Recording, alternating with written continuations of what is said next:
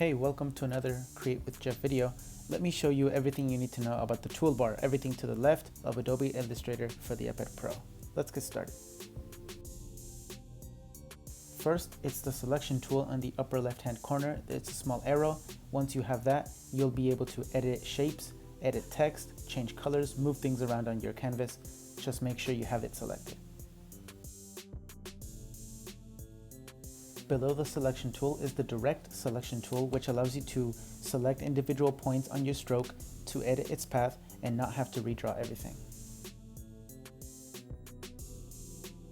Next is the pen tool. Click on the icon that looks like a quill. After that, you can click on the canvas to make a point. Then click again to make another point and drag. Hold it down and drag to edit the path of your stroke.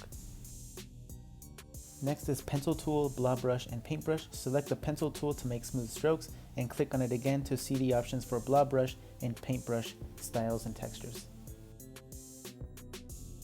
After that, you have the eraser tool. Make sure that you use the selection tool at the top to select the item that you want to erase. Next is the shapes tool. You have a square, circle, triangle, star, and straight line. Press down on the canvas and drag to make it appear.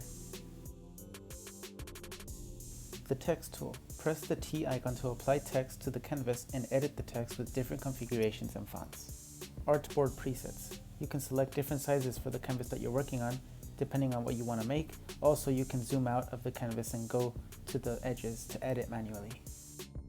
Places to import from. You can import a photo or artwork from your camera roll, Files app, Creative Cloud, or your libraries. You can even take a photo in app. Last but not least are the color palettes. You can choose colors for the fill color palette, which is the whole circle, or you can choose for the stroke color palette, which is the circle with the little circle in it. You can also choose gradients for the fill color palette.